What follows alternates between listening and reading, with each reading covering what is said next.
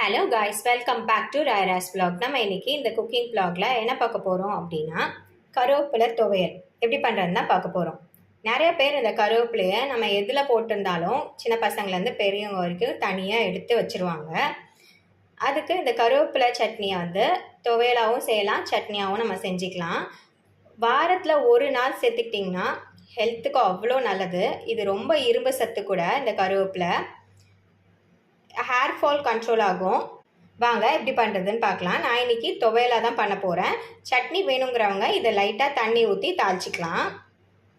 First அதுக்கு வந்து என்னென்ன இன்க்ரீடியன்ட்ஸ்லாம் பார்த்தீங்கன்னா, கருவேப்பிலை ஒரு கை போல் நான் எடுத்திருக்கேன், வரமிளகாவும் பச்சை மிளகாவும் சேர்ந்து எடுத்திருக்கேன், தேங்காய், பூண்டு, புளி, உளுத்தம்பருப்பு.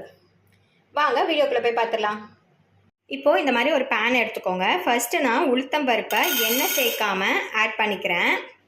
ஏன்னா இதை சீக்கிரமாக அந்த கலர் ப்ரௌனிஷ் ஆகிடும். இதை எண்ணெய் சேர்க்காமல் வறுத்து எடுத்துக்கலாம்.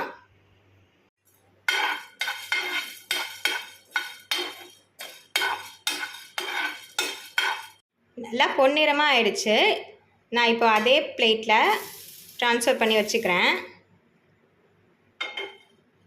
இப்போது நான் இதில் லைட்டாக ஆயில் ஆட் பண்ணிக்கிறேன். அடுப்பை சிம்மில் வச்சுக்கோங்க, ஏன்னா மிளகா போட போகிறோம். மிளகா 2 மிளகாவும் ஆட் பண்ணியிருக்கேன். கூடவே நான் தேங்காய் பத்தியும் ஆட் பண்ணிக்கிறேன். லைட்டாக வதக்கி விடுங்க.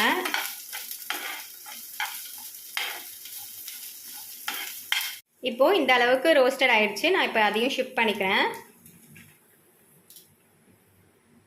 இப்போது நான் கருவேப்பிலை ஒரு கைப்பிடி போல் எடுத்திருக்கேன். அதை அந்த எண்ணெயிலே நம்ம லைட்டாக வதக்கி விட்டுக்கலாம்.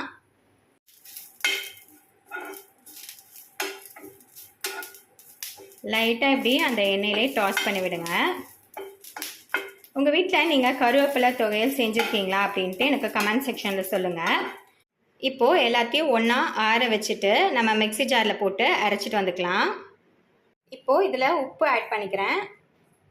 இப்போ நான் வந்து பல்ஸ் மோடில் அரைச்சிட்டு வந்திருக்கேன். அப்போ தான் இந்த தேங்காய் பத்தெல்லாம் வந்து அரைப்படும்.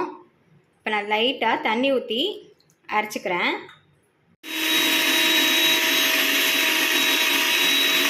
ஸோ நம்ம ஃபுல்லாக இப்போ அரைச்சாச்சு. இந்த மாதிரி தான் இருக்கும் கருவேப்பிலை துவையல்.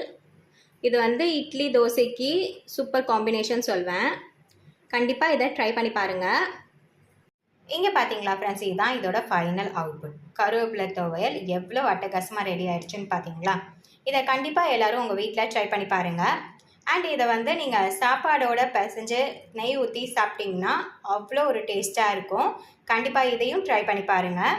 இந்த வீடியோ உங்களுக்கு பிடிச்சிருந்தது அப்படின்னா ஒரு லைக் பட்டை தட்டி விட்டுருங்க. மறக்காம ராயரா vlog சப்ஸ்கிரைப் பண்ணுங்கள். அது வரைக்கும் Tata bye friends, take care, bye bye, thanks for வாட்சிங்.